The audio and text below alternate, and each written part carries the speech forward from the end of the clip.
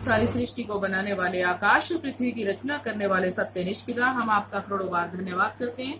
प्रभु, आपका पवित्र आत्मा जो आगे वचन की रोटी को लेकर आ रहा है, उसके द्वारा वे आपके बेटे बेटियों से बात करे। इन वचनों पर हम सब चलने वाले बने। हम सब की समझ की आंखों को खोल दीजिए, हम सब की मन की आंखों को ज्योति में कीजिए। आइए हम सब मिलकर अन्य भाषा में 2 मिनट के लिए प्रार्थना करेंगे, ताकि हम सबके हृदय खुल जाए, हम सबके मन तैयार हो जाए परमेश्वर के वचन के लिए। यीशु के नाम में आज के वचन के द्वारा हर एक का हृदय खुल चुका है, हर एक की आत्मा प्राण शरीर खुल चुके हैं, हर एक की समझ की आंखें खुल चुकी हैं, हर एक की मन की आंखें ज्योति में हो चुकी हैं। हाँ प्रभु, तेरा वचन कार्य करे बिना वापस नहीं लौटता।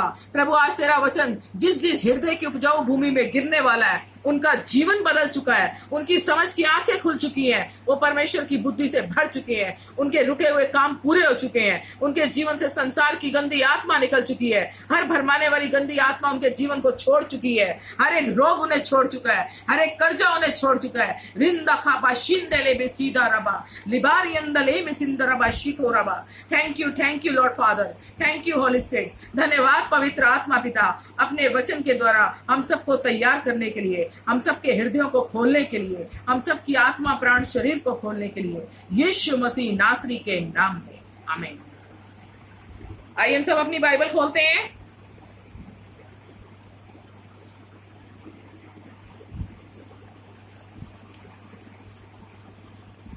आज का वचन है आत्मिक माता पिता की अधीनता में चलना। आज सब जानते हैं क्या है? कोई बताएगा? Mother's Day. हाँ, तो मदर डे का मतलब आज परमेश्वर के वचन के द्वारा हम सीखेंगे, क्योंकि मदर डे का मतलब तो वैसे माँ का दिन, यानी माँ को ब्लेस करना, माँ को आशीष देना। लेकिन यहाँ पर आज बहुत सारी बातें हम सीखेंगे वचनों के द्वारा। आइए देखते हैं पहले मत्ती 7:21।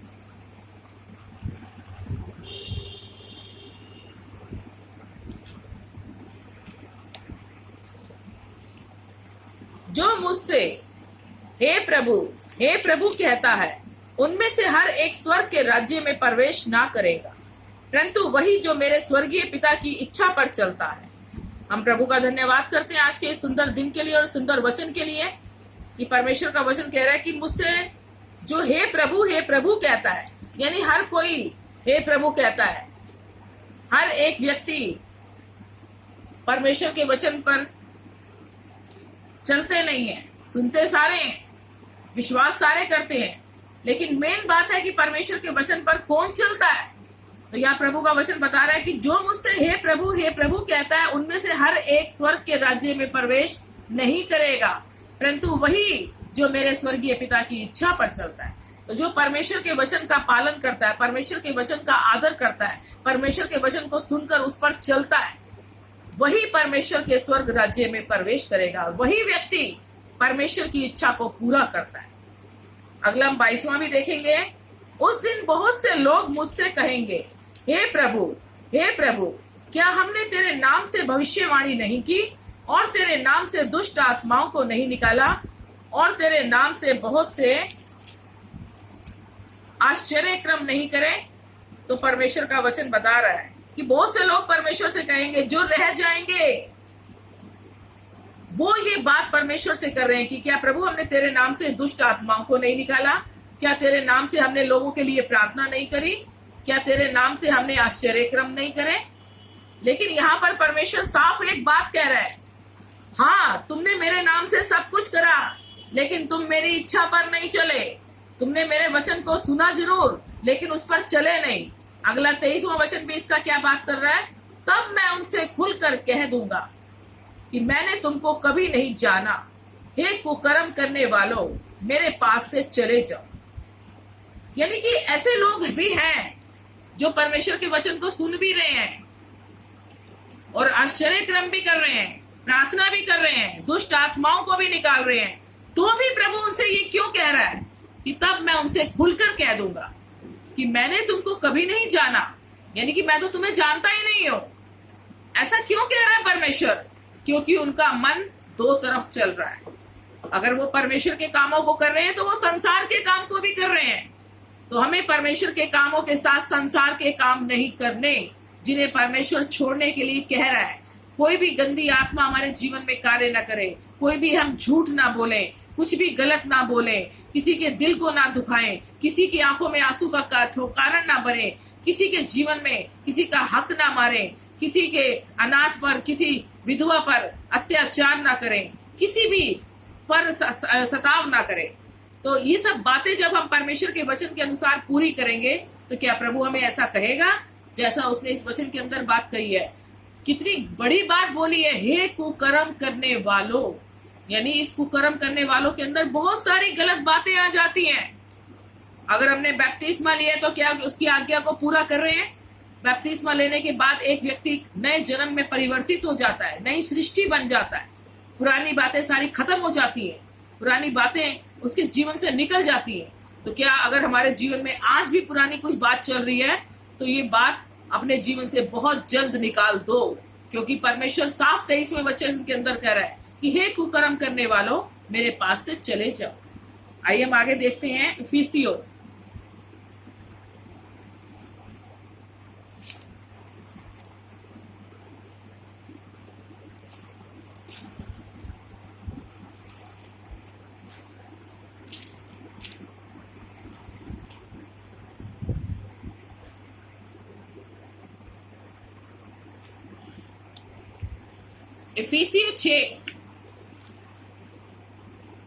इफिसियों 6 का 1।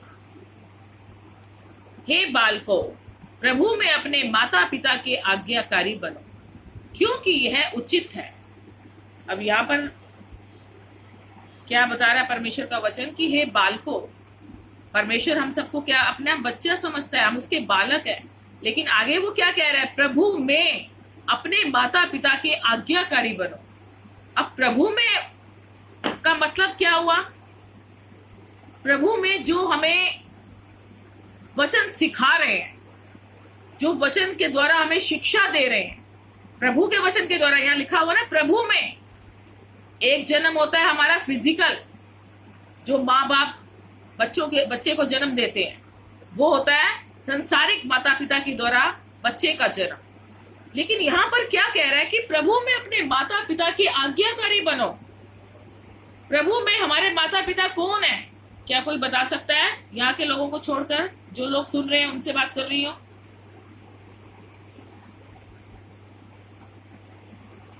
आमीन। प्रभु बहुत आशीष दे बेटा तेरे को।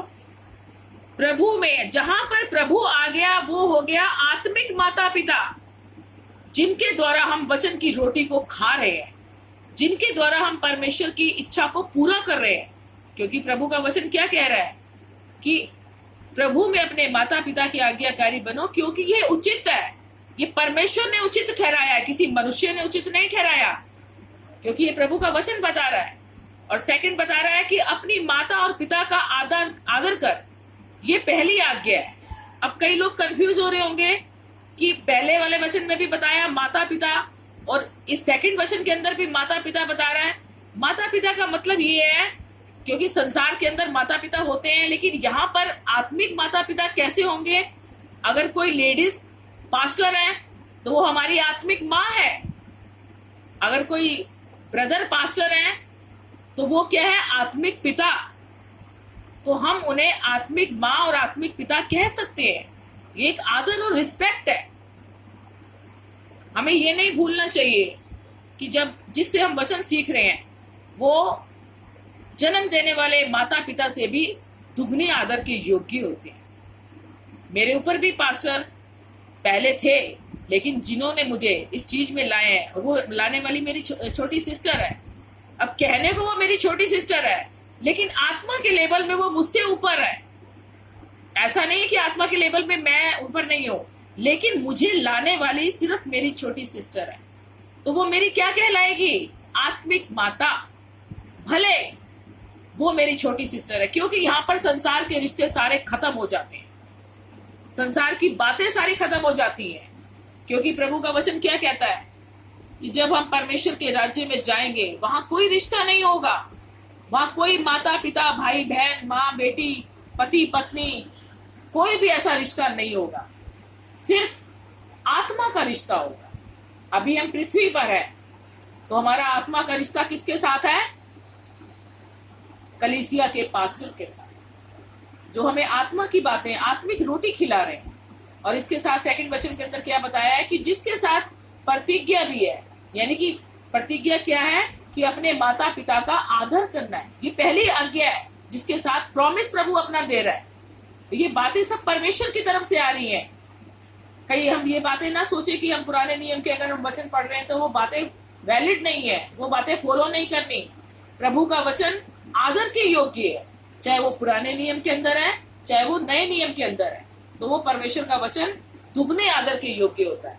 तो इसलिए परमेश्वर ने बताई ये बातें तीसरे वचन के अंदर कि तेरा भला हो। यानी अगर हम आत्मिक माता पिता की अधीनता का मतलब ये नहीं है कि वो तुम्हें कुछ भी गलत बोलेंगे, वो गलत पहली बात बोलेंगे ही नहीं। वो अगर चर्च से रिलेटेड, परमेश्वर के लेवल में बढ़ाने के से रिलेटेड, वचन से रिलेटेड, किसी भी चीज से रिलेटेड तुमसे अगर बात कर रहे हैं, हम उनकी आज्ञा को मान रहे हैं। अगर पास्टर ने अपने लीडर को या किसी भी चर्च के अंदर किसी भी व्यक्ति को या किसी भी विश्वासी भाई बहन को अगर कुछ काम दिया है, अगर हम उस काम को अवॉइड कर देते हैं, तो यहाँ पर क्या लिखा हुआ है कि हम उस आज्ञा को तोड़ रहे हैं। सेकंड वचन के अंदर बता रहा है ना कि ये पहली आज्ञा है जिसके साथ प्रतिज्ञा भी है, और अगर हम मान रहे हैं तो हमारा क्या होगा? भला। तीसरे वचन में बता रहा है कि तेरा भला हो और तू धरती पर बहुत दिन जीवित रहे। यानी उस व्यक्ति की आयु लंबी होती है, उसके हर काम में ब्लेसिंग आती है अगर हम आज्ञा को माने। और अब चौथी आज्ञा किसके लिए आ रही है? पास्टर के लिए। हे बच्चे वालों, अपने बच्चों को रिस ना दिला। अगर कोई पास्टर प्रभु के वचन के बाहर चर्च के बच्चों से, चर्च के बहन भाइयों से, चर्च के लोगों से बात कर रहे हैं, तो वो वचन के खिलाफ है। हमें वचन से बाहर नहीं जाना, क्योंकि बाइबल का वचन बताता है कि अंतिम समय में भरमाने वाले बहुत आएंगे। हमें वचन के साथ चलना है, वचन के साथ शिक्षा लेनी है, बाइबल के वचन से बाहर नहीं जाना। सीखने वालों के लिए भी और सिखाने वालों के लिए भी, दोनों के लिए ये बात पूरी होती है। तो इसलिए हम अपने बच्चों को, यानी कि आत्मिक माता, मैं जो अपनी चर्च की हूँ, मैं अपने हर एक बच्चे के लिए एक अच्छी शिक्षा, प्रभु के वचन के साथ शिक्षा, उन्हें चेतावनी देना, उनका पालन पोषण करना जरूरी है। अगर मैंने किसी को डांट दिया तो वो डांट उसकी भलाई के लिए है। अगर किसी ने कोई गलती करी है, अगर उसे बुरा लग रहा है, तो वो बुराई उसके लिए महंगी पड़ जाएगी, क्योंकि उसे बुरा नहीं मानना, उस डांट के द्वारा उसका जीवन निखरेगा। क्योंकि बाइबल का वचन बताता है नीति वचन के अंदर कि जो डांट से बैर रखता है वो नीरा क्या है? पशु सरीखा। अगर कोई पास्टर की डांट का बुरा मानता है तो वो कभी भी आशीषित नहीं हो सकता, उसके जीवन में कभी आशीष नहीं आ सकती। पशु सरीखा यानी जानवर की बुद्धि उस व्यक्ति के अंदर आ जाएगी। अगर हम आज्ञा को तोड़ रहे हैं, आज्ञा को नहीं मान रहे। और आगे हम देखेंगे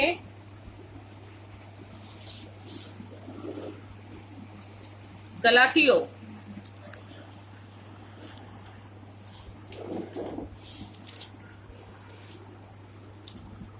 गलातियों 6:6।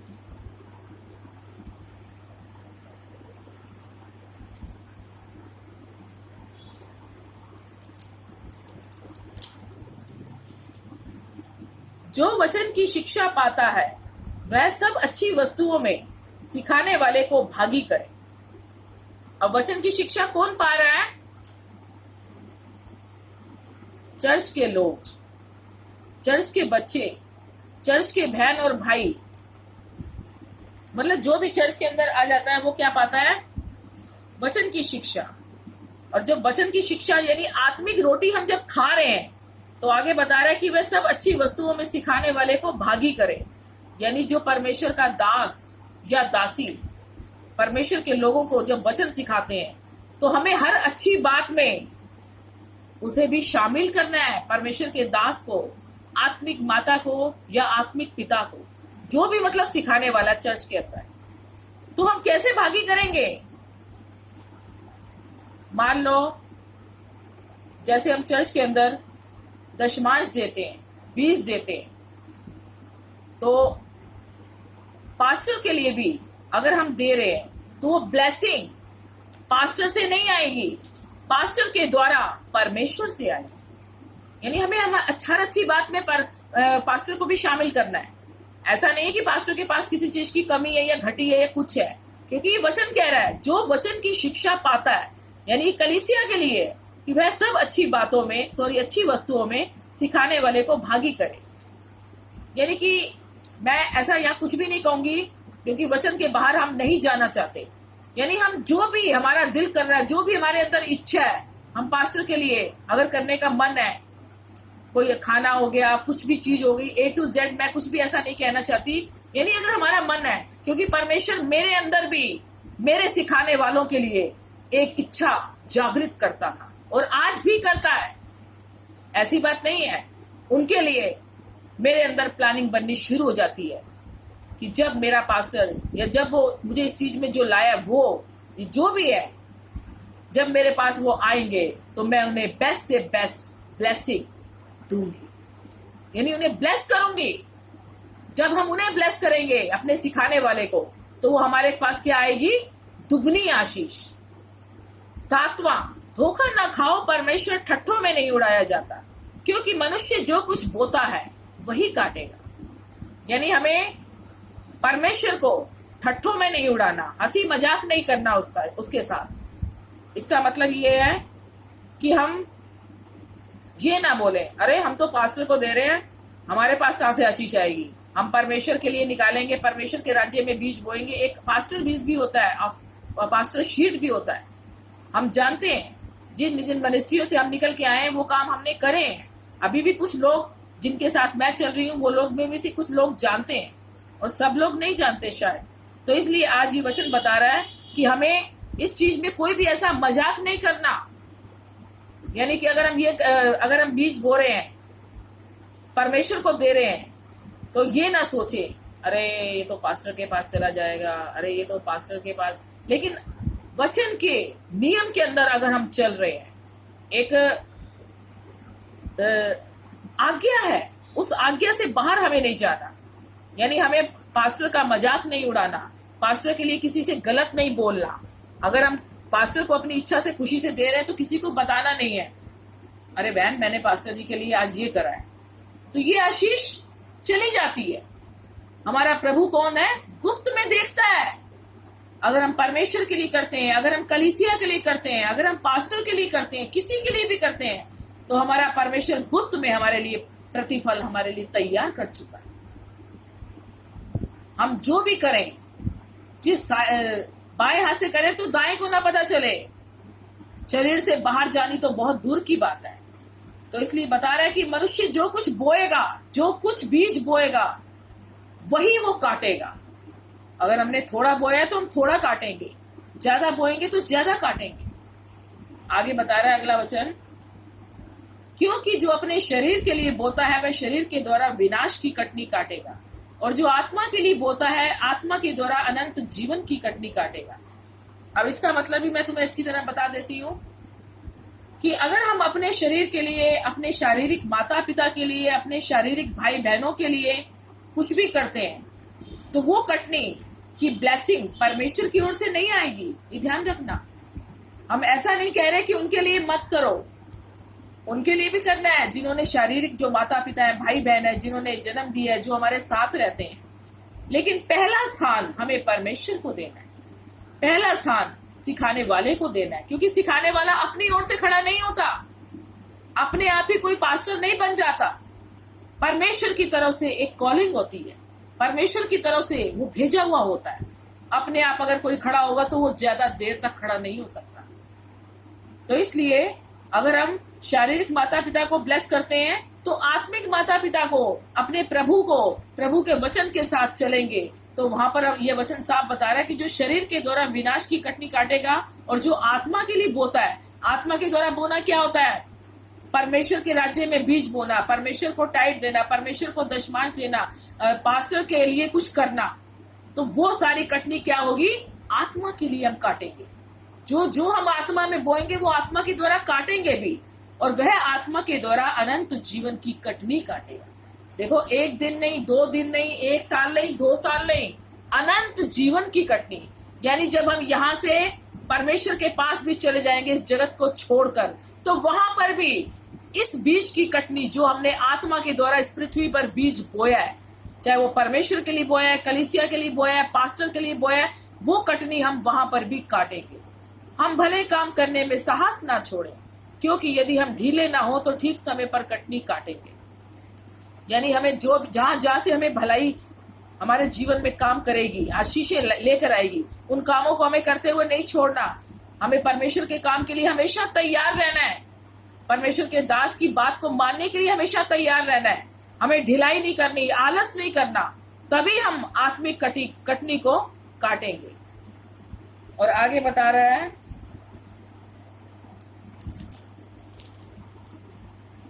यिर्मयाह, लास्ट वचन है हमारा ये,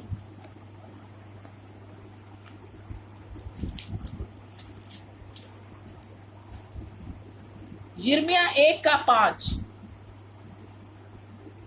गर्भ में रचने से पहले ही मैंने तुझ पर चित्त लगाया और उत्पन्न होने से पहले ही मैंने तेरा अभिषेक किया।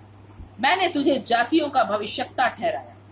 यानी माँ के गर्भ में डालने से पहले ही उसने हमारे ऊपर चित्त लगा लिया था कि ये बेटी या ये बेटा पास्टर बनेगा, ये बेटा या ये बेटी मेरी चुनी हुई है, और ये मेरी चुनी हुई है, तो उसके द्वारा ये मेरे राज्य में ज्यादा से ज्यादा आत्माओं को लाएगी। यानी किसने चित्त लगाया? माँ बाप के जन्म देने से पहले परमेश्वर ने चित्त लगाया। परमेश्वर ने जब हमें माँ के गर्भ में डाला, तो माँ के गर्भ के अंदर कैसे हड्डियां बढ़ती हैं, कैसे बच्चा बनना शुरू हो जाता है, कैसे सारी बातें अपने आप शुरू हो जाती हैं। वो कोई सांसारिक माता पिता नहीं करते। सांसारिक माता पिता को तो परमेश्वर ने चुना हुआ है कि इनके द्वारा मेरी बेटी इस जगत में आएगी, इनके द्वारा मेरा बेटा इस जगत में आएगा। तो इसलिए उस परमेश्वर के साथ हम खराई से चलें, जिसने आज्ञाओं के द्वारा सारी बातें हमसे करी। जो जो आज्ञा परमेश्वर ने अपने बच्चों को दी है, उन आज्ञाओं पर चलना बहुत जरूरी है। तो इसीलिए परमेश्वर के हर वचन को बहुत खराई और बहुत ध्यान से लेना है। अगर हम देते हैं परमेश्वर के राज्य में, तो कुड़ कर ना दें, हर्ष से दें और आनंद से दें, क्योंकि उसका प्रतिफल हमारे पास दुगने रूप में वापस लौट कर आता है। तो इसलिए कई लोग बहुत कुछ सोचते हैं। मेरे पास इस 20 साल के टाइम पीरियड के अंदर मेरे पास बहुत तरह के लोग आए, बहुत तरह की बातें मैंने देखी, बहुत तरह की बातें लोगों ने मुझसे करी परमेश्वर को लेकर, परमेश्वर के वचनों को लेकर। तो इसलिए हम परमेश्वर के वचन के साथ कोई भी ठट्ठा ना करें, कोई भी खिलवाड़ ना करें। परमेश्वर के दास की आज्ञा में चलना बहुत जरूरी है। अगर हम परमेश्वर के दास की आज्ञा में चल रहे तो वहां पे मनुष्य नहीं आ जाता, क्योंकि यहाँ पर क्या लिखा है, ये वचन क्या बता रहा है जो अभी हमने पढ़ा, 5वां वचन, कि गर्भ में रचने से पहले ही, यानी परमेश्वर ने हमें गर्भ में रचने से पहले ही हमारे तरफ ध्यान दिया है कि ये बेटी मेरी चुनी हुई है।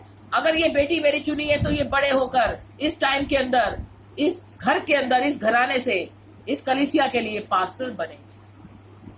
तो परमेश्वर ने हमें चुना हुआ है, किसी मनुष्य ने नहीं चुना। अगर मैं कुछ किसी को कहती हूँ अपनी चर्च के अंदर, किसी बच्चे को, बहन को, भाई को, बुजुर्ग को, तो वो किसी भी बात का बुरा ना माने।